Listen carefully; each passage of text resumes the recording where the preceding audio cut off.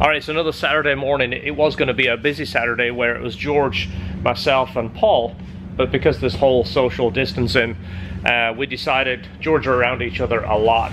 We haven't seen Paul for a month, so it sucks. Paul's going to stay home and he kind of agrees. He thinks it's a good idea, and it sucks because this is like a car. It's almost as much as a hangout as it is working on cars. Yeah. Goodness is George brought his coffees. Slowly, he is taking Esther's place. All you gotta do now is start making sandwiches, and we won't need Esther again. So we have a pretty busy day. First, this got dropped off last night, but we're doing it second. The customer sitting out there that you can't see came from Gainesville with an S2k. We're gonna do fluids on his first, get him turned around because he's waiting, and then we're gonna work on this super nice red Civic. All right, so George's gonna give this a quick push. It's how we get our workout on a Saturday morning. We're actually trying to keep the car cool because it's going to be getting a full clutch kit. So it pushes out nice and easy. So let's get the blue one inside. First up is this S2k 05, 51,800 miles, basic fluids. Let's go over the list as I pull it in here. George is just guiding me in to get us perfect on the lift. All right, so some basic fluids right here. Went over his list. He talked to Esther before Esther took off and stayed home. Well, we're gonna flush the brakes. We flushed the clutch back in 2017, but it's already dark. He asked us to check it out for leaking, and I honestly said it's pretty good. Let's get the flashlight and I'm gonna show you. So this is what we're looking for on the clutch. You see the slave cylinder that's coming through there. If it is leaking and dripping, we recommend to replace it. It's got just a little bit of grease around it like this. It's so minimal.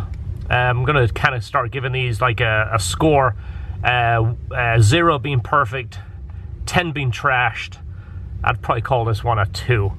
So told him save his money, don't replace it, let's just flush it with nice fresh fluid, and same with the clutch, and it will probably be good for another maybe another 2 or 3 years before it needs to be replaced. So this is our list for our supercharged car that is on a separate video. This is Saturday. This is the S2k right here. We transfer the list, our work order, onto this board so we have a nice visual. We can see it, we can check it off, and it's kind of a way of second checking everything we do. So we're gonna replace the diff, the trans, flush the brake, flush the clutch, check the shifter, and he said rebuild it if need be. It feels fantastic. I wouldn't waste the money on that. It feels so good. And again, I love it when our customers watch our videos and they learn little tidbits from it, and they kind of get some experience and know what to look for and what to check, and they're somewhat educated before they come in. So that's one of those things that's very gratifying. And of course it gets people in touch with their car, and they get to know it and they know what to look for before things go bad. So we're gonna probably take those off the list completely, do these fluids and check it over, make sure everything's good, and then obviously the next car is the Civic. I think this was done by us in 2017 as well, but that was pretty good. So it's got like a color to it, which is normal. It's not going to come out clear. I just don't like to see it dark or even like thick and oil like. We did one just last week and it smelled funny and it looked almost like diff fluid coming out of there.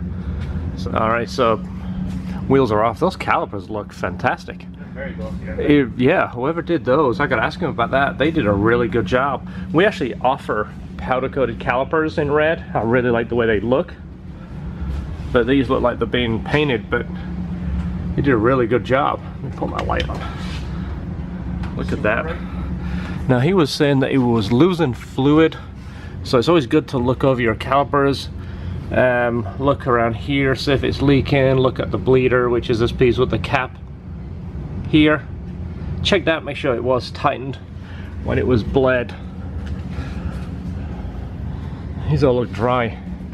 You see anything over here, George? I think this back one, there's a wet spot on one of the roll arms. There's a chip on that caliper right there.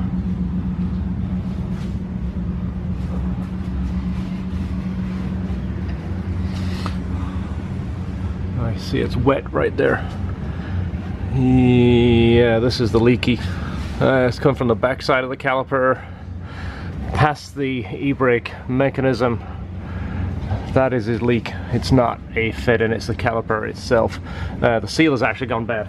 This is one of those reasons why I would tell you to flush your brakes to stop the contaminants. Well, we don't have a caliper in stock. Yeah, look at that. It's all over everything, isn't it? Yeah, I can see it's wet. I don't know if it's showing up on camera, but yeah. You can see where it's messed up the paint there, where it's leaked through and melted the paint. We don't have a caliper. It's not leaking bad enough that he's gonna have to schedule to get those. I don't want to charge him to flush the brakes, because then when he does a caliper, he's gonna have to flush it again. Let's actually check. We might have a spare caliper. Alright, so just informed the customer of the leak here. It's not gushing out, but it is a concern. You see here where it's been dripping. And he said he flushed the brakes with a friend and noticed that the fluid has dropped a little bit since then. So at least we answered that question and found the problem.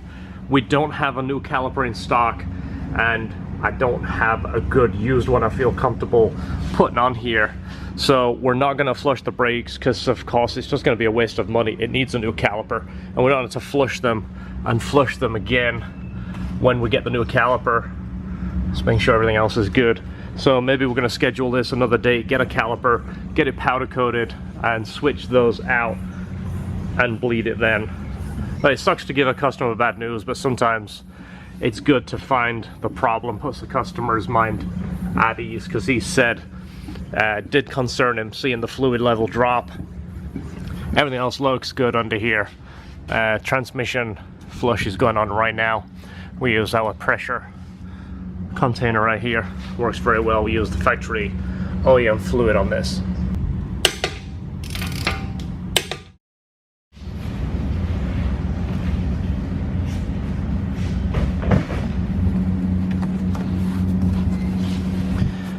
So header,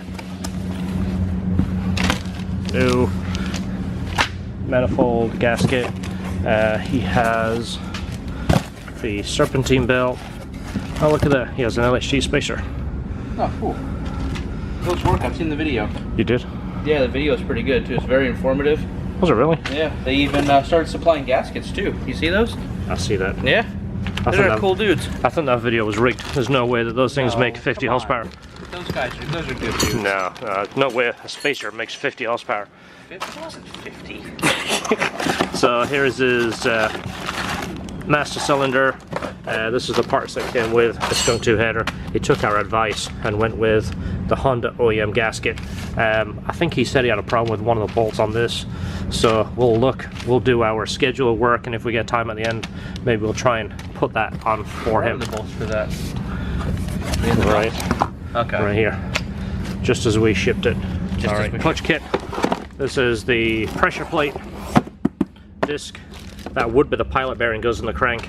And this is the release bearing. I just opened this so I could show you.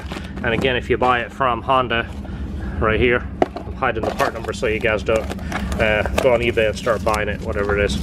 So this is the Honda release bearing. And as you see, if you look nice and close here, it says Japan there. And it says Nichi. Look at that. Of course, you can find a cheaper clutch. This is expensive, but it is genuine Honda. It's the best stuff. And again, Nichi, that's the manufacturer for Honda. Honda buy the bearing from Nichi. Nichi is the company. So just in case there is a doubt on that, that is the best bearing. Just wanted to show you this. It was in his trunk. What an awesome license plate frame that is. Look at that Honda Power of Dreams. That is super cool. Alright, so looks like he's got the same intake as you, George. Yep. The hybrid intake. So we're going to go ahead and take this apart. We'll show you the clutch when it comes out. It's not that exciting to show you removing the clutch. So let's get it out on the ground, take the clutch off, and we'll show you it. And then a few little steps along the way. I decided I'm going to tackle this throttle body. I haven't seen the problem so far. He said that the bolts are rounded off. I just managed to break all 4 loose. So I might be in for a surprise somewhere along the way, but I'm not even going to tell him about this. Alright, so just remove the throttle body. For all you Civic Si guys, if you bought one of our spacers, we mentioned this somewhere in the video, the gasket usually sticks to the throttle body, and to be honest, if it's not tore, leave it on, because sometimes taking that thing off, you'll wish that you never started. If it's not tore, leave it. I did supply 2 gaskets in the kit, but I don't know. He said he was having trouble with something stripping him out. It might be because he couldn't get those studs out. So let's show you how to remove the studs, because we include longer bolts with our kit. So this is referred to as locking 2 nuts together, I think. Is there a term for it? Well, this is something I've been doing since I was 10 years old. Nut to nut. Lock 2 nuts together, flange to flange, and then it will grip on that stud. Can't even see your hands in the way. I'm trying to shoot a video here, George.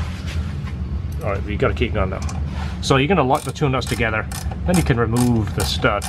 Look at that. No drama, no vice grips, no hammering, no die grinder, none of that stuff. Yeah. So flange to flange is very important. That locks together so much easier. You've got more surface area for the nuts flange to flange. If you use regular nuts, put a washer between it will help, but there the ultimate is the flange to flange. So let's take this one out and the other one out, and we'll put a throttle body and spacer on there. Like I say, I'm not even going to tell him. He's probably going to open the hood and look, but if not, if you're watching this video, hopefully you're happy. Alright, so now the studs are removed. The reason we remove the studs is because the thicker spacer right here, we need to supply longer bolts to take up obviously the extra length of this, and we'd like to supply the nice stainless Allen heads. They look fancy, and of course they're longer. So like I just mentioned, only 1 gasket we're going to use, which is going to go against the manifold. The gasket on the throttle body is fine. Let's go ahead and put this guy in. Alright, so this is how you saw the install. I think we had Bruce install it in our video, but that's all it's going to do. This crazy little thing, all it's doing is adding that much volume to your plenum. It's amazing this works as good as it does. If you watch the video, we did a before and after, and we're not fudging the numbers to make it look better. We don't make enough profit on these things to really try and push them, so if you don't want to buy it, I'm not going to tell you to. In fact, I'll probably talk you out of it when you start doubting me, because that's the kind of guy I am. So that is all it's going to do, is space that throttle body out that much. And of course, new gasket on this side, the gasket on the throttle body is still good, and super easy installation. Couldn't be any easier. Alright, so install it just the way that you removed it. Super duper easy. It really is. This is probably the easiest thing that we sell, which that's one of the reasons we don't sell a lot of parts, is because I don't want to get a call from someone saying, I can't get it to fit. It doesn't line up. How does this thing work? We try and make our parts as foolproof as possible, and this is foolproof. Alright, it comes the instructions. It's 14.5 Newton meter kilogram pounds. Newton meter kilogram pounds? Yeah, it's the new European metric SAE. Obviously, it's only moved 3/4 of an inch, so all your wires will line up, all your hoses will go back. He's already bypassed the water hoses, as you see down there. So everything will line up. This is obviously going to be a little bit tighter, but there is enough movement in this to take up that 3/4 inch distance. Alright, subframe is out. If you've ever done one of these cars before, you know that this has to be removed before you can actually access the transmission. But the good thing is, now that that is removed, look at all the room you have. You can do anything in here now. All kinds of room. So we're going to remove the transmission. Of course, the axles and intermediate shaft have to be removed first, and then drop the transmission to access the clutch. Alright, transmission is off. This is the clutch right here. And it's about whooped. You can see it's actually touching the rivets right there, especially right there, look.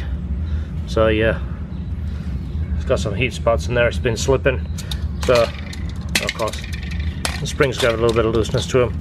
Not terrible, but definitely replacement time. Not a whole lot of material in here. I just see how dry this is. You've seen on the S2000s where we replaced the slide. You can't do it on these because this is aluminum and it's part of the transmission. S2000 has the steel sleeve that slides over there, so it's actually sliding on that piece that's removable. So what we do is we're going to take all this out, clean it, we'll take a look at that shaft, and if it's got any grooves in it, well, we're going to try and smooth them out. We'll use some Scotch-Brite, take away some of that bump, because it'll have like a bump in the middle, because this sits in that same spot and does this. Now, of course, when the grease dries off and all this clutch material gets in there, it wears that down pretty quick. Alright, this is the flywheel. Doesn't look too bad. We're going to turn it before we put it back on. We have a Type R flywheel here, and George is going to go get it right now. We're going to do like a comparison just to see how much different that is, if anything at all, but this isn't bad at all. There's no big grooves in there. So the first thing is, we don't know if this is an actual genuine K20A flywheel, but it came out of a stock motor that we put a whole kit together. 9.5, and again we wrote K20A on it because it came out of a K20A, but you never know. So this being the factory one, 15.3, so about 5 pounds difference. Nice, it's always good to know. Again, if you guys, we do a bunch of K20s, but I don't have enough lined up to compare it, and I can't tell. It doesn't look OEM. I mean, it's possible. I feel like I've seen the same flywheel on like every K20A we do. Yeah, that's what I mean. It kind of looks, it looks familiar. If you guys know this flywheel, go ahead and comment below. There's zero marking on it. Yeah. Well, there isn't on the Honda one either. Well, like this. See where it's cast? Yeah. And it's got the little letters in it. Yeah. Who knows? Comment below. This might be just a JDM thing that a lot of tuners.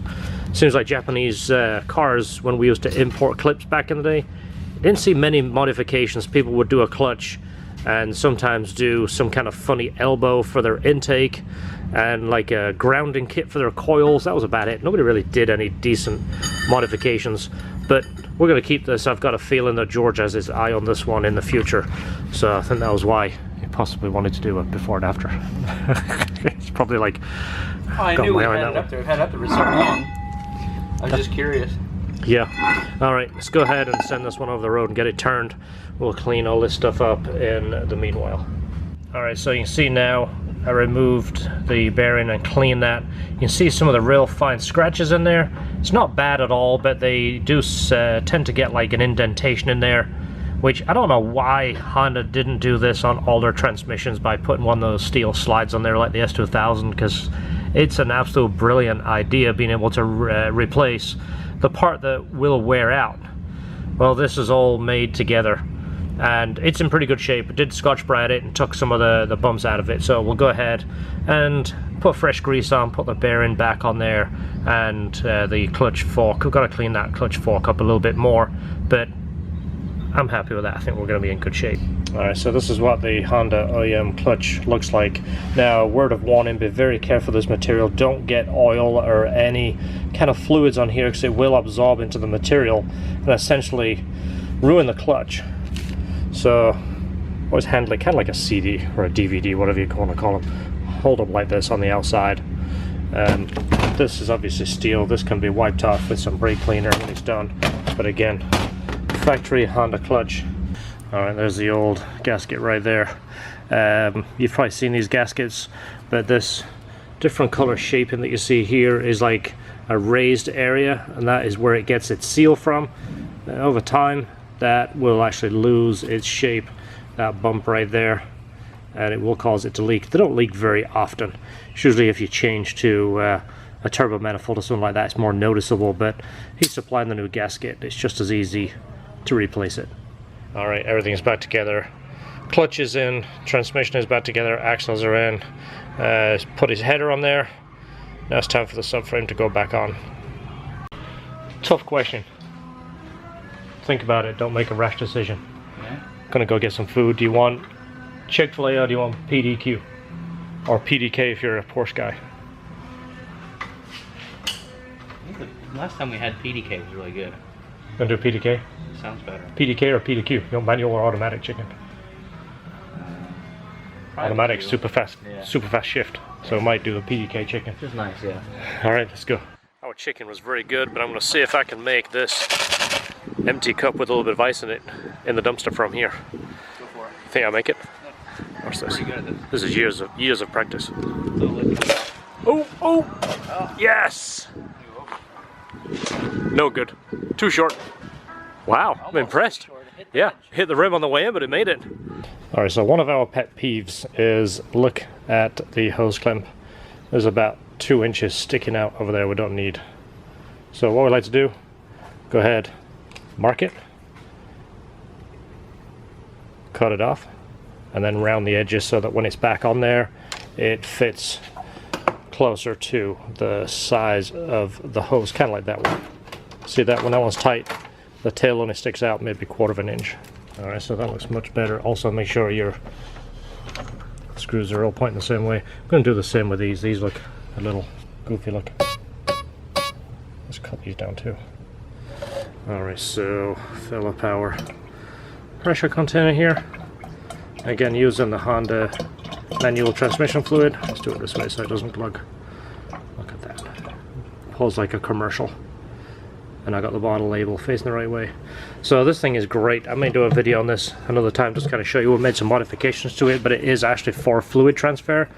Made a couple of tweaks to it. Makes life so much easier. We dump our fluid in here, pressurize it, pull the lever, fluid goes right where you need it. Again, we use a lot of Honda fluid, so we put this into use. Our Royal Purple, we use one of the small hand pumps to use a Royal Purple. Does this go along with the music? As long as we don't get demonetized because of wood guy, we're good. Wood guy's listening to a little bit of Warrant across the street. Hear that? You can't hear the fan, that's for sure. No, listen to that. Wood guy. He tells wood guy he's carrying a big piece of wood. Just under 10 pounds of boost. And the rock goes on. Alright, it's got some. The shark. The rock goes on. There we go. Boosting.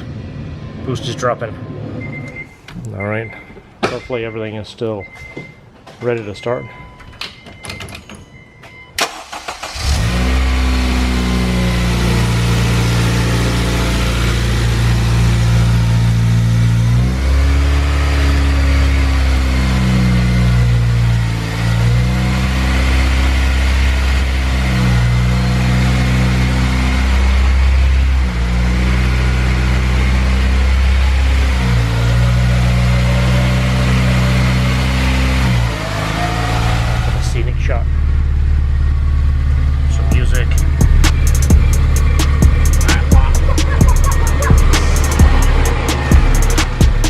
So quick drive, make sure everything's good.